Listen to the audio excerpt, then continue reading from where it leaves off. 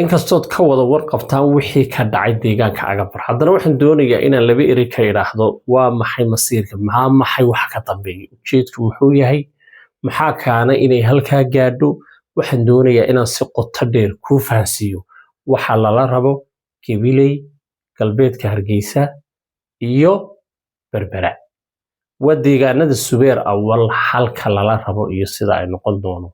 ayaan maanta idin sheegay horeyna waxaan idinku sheegay bara saabkan gobolka Gabiley in loo soo wakiisho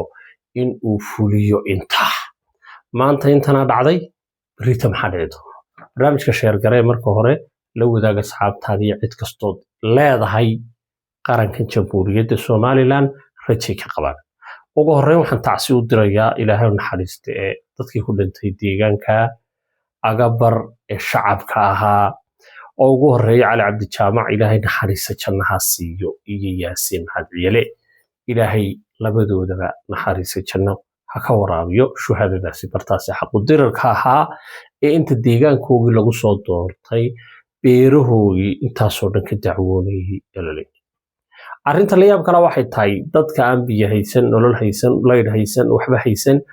ee xitaa caafimaad ee inanka Yaasiin Ilaahay naxariista dhaawac buu ahaa irbad lagu mudaalo waayay uu dhaawac dhintay maxaa sabab u ah deegaanka macdanta inta leegay ka soo go'on tahay waa deegaanka aan waxba lahayn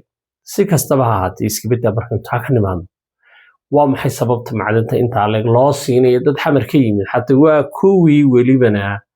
xariga qoorta kaga soo xiray Ilaahay naxariistay Cabdinaasir oo deegaankan ka soo jeeday maxay tahay hadaba ujeedka ka dambeeyay aan ku fahansiiyay hadii aan ogay sideedaba deegaanadan Subeer awal waxa ku socda target gaara oo dawladda cirra ugu tala gashay inuu ka dhaco waana sababta loo sameystay in deegaanka wasiirka arrimaha gudaha loo sameystay ninka soo jeeday deegaanka Subeer taliyaha ciidanka booliiskana loo dhiibay ninka soo jeeday deegaanka Subeer barasaabada goboladaasina ay yihiin kuwa loogu tala galay in ay burburiyaan deegaankaasi ama looga dhigo wax loo yaqaan khad cagaaran khadka cas waxa weeye marka deegaanada mudaharaadada ka bataan isku horimaad dawladdu ee nidaam ee la yiraahdo halka macdan laga qoyri karo ee la yiraahdo halka shacabkii baa diiday booq si mashaariicda noocaasa loo geesaas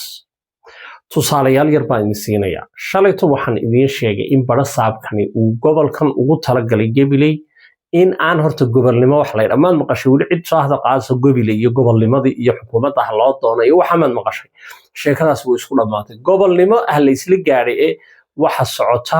in ninka isla yiraahdo gobolka ayuu dhaqdhaqaaq u muujinaya la qaad xabsi lagu rido shalay toole intuu iska xiray meeyir kamid degmooyinka gobolka Gabiley si la isaga hor keeno deegaanka dadka halka degan ee wada degan martaas isaga oo ka dhigaya in beesha Taljecle iyo Sacad Muuse dadka halka degan ee ood wadaagta inay iyo abtigi beera isku haystaan hadda waa inay iyo abtigi wax dhan walba iyaga hadii xitaa dawladdu ka dhaxbaxdo waxaan aaminsanahay in ay iyagu dhamaysan lahaayeen waa inan iyo abtigi in maagti Taljecle iyo Subeer awal waxba ma dhaxay waa dad walaala weligood wada deganaa beerta la isku haystay halka ay bara saabku geeyay inuu taliyihii qaybta keeno la yiraahdo adigu habar jeclaatay habar xabusheed baa tahay kan inan buu inaga qabaa kan waa Taljecle kan balaayo la huriyay oo la doonayo in dadka deegaanka la isku dhufto waxay sababtay in meeyirkii gudoomiyihii digreetada ku joogay ee degmada Alle Baday in lagu xiro silsilad oo wasaaradii la geeyo oo halka waliba la yiraahdo waxa luntay furihi ka tiinada nidaamka bara saabkii dhanaa sida uu soo fariisto waa kicin bulsho Alle Baday way kacday deegaankii oo dhan waxa ka dhacay in ma aragtay mudaharaadadii istaagi waayeen ilaa imika xal aan loo hayno dawladdu waxooga yaro lacaga intay qaada ay waliba dadkii deegaankii ku kala furfurayso okay Agabar waynu aragnaa wax xal u baahnaa war bal dadkii way kaasiyeen meediyaha soo istaagay way ka hadleen hal laga joojiyay yiraahdeen kuwa kamida iyagiiba inta la soo laalushay waxoogay loo dhiibay baa leeydi dhaha anaga weligeed baa laga wax noocaas isniintu sida soo istaagay liisankii dawladii hore waxyo ayaan idin kula shaqaynaya waxay ahayd in war bara saabka waa loo yiri war waxa la arrintan hoos war dadka naga daaya weligeed iyo allaheed haddaan nidaam dadka deegaanku haddii aanay ogolayn waxba lagama fulin karo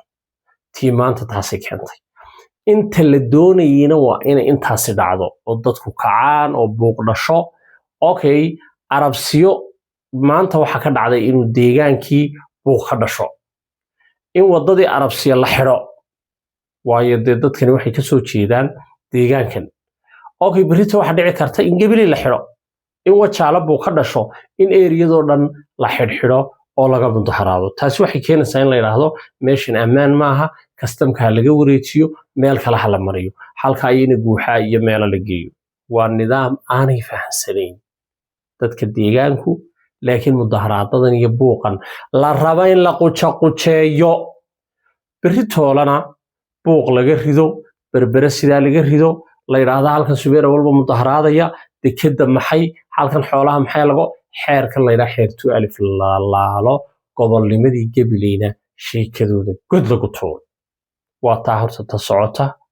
waa taa ta loo ciqaabaya inamadii yaryar deegaanka ka soo jeeday waa taa suxufiga ka hadla loo eryanayo xuuto loo eryanayo waa taa uu bara saabkii uu caaqilkii jufadiisu ka soo jeedo marka laga yimaado sweerawa marka laga yimaado sacad muuse marka laga yimaado jibriil abukar marka laga yimaado reer xareed jufadiisii hoose oo uu u ah caaqil ayuu xabsi iska dhigtay bara saab haddaba gobolnimada gabiley iyo nabadda gabiley iyo inay hagaagto oo agabar hagaagto allay baday hagaagto gabiley hagaagto arabsiya hagaagto waxay u baahan tahay bara saabkan in laga bedelo bara saabkan ciil buu qabaa ciil qabnimadaasina maaha xiniyuhu kuwa isaga ku jira ee waa kuwa uu xisbiga wadani ugu soo talagalay waxa la rabaa inaan la soo hadal qaadin wax la yiraahdo gabiley gobolnimadeeda waxa la rabaa in la mashquuliyo deegaankan oo la yiraahdo eeg halkan shirkii hoodaala halku bartu ka dhacay weey u fiirso hoodaala halkii uu ka dhacay shirkii Sacad Muuse eriyadana waxa lagu wadaa in gabiley deegaanada hoos yimaada ama saaxil ama berbere deegaanada hoos yimaada ilaa sheekh meesha doontaa noqotee in shirka subeer awal lagu qabto si aanu shirkaas subeer awal u dhicin waa in deegaanada oo dhan mashaakil laga ridaa oo laga dhigaa beeshii beel dhibaato wada hadhowna la yiraahdo ma qabsan kartaan kuwa kala la rabaa in lagu sameeyo mucaaridad buuq ma aragtay guddi kale oo magaranaysa guddi dawladda ka socota barnaamijyadaas horta socda sheekadan way ka weyntahay macdanta iyo waxane wax ka weyn baa idinku socda marka horta aqliyadu si fiican waa in loo fikiro si degan loo eego aan nimankan loo yaacine waa in farsamo lagu daro barnaamijka sheer gare la wadaaga asxaabtaada aad iyo aad baan ku salaamayaa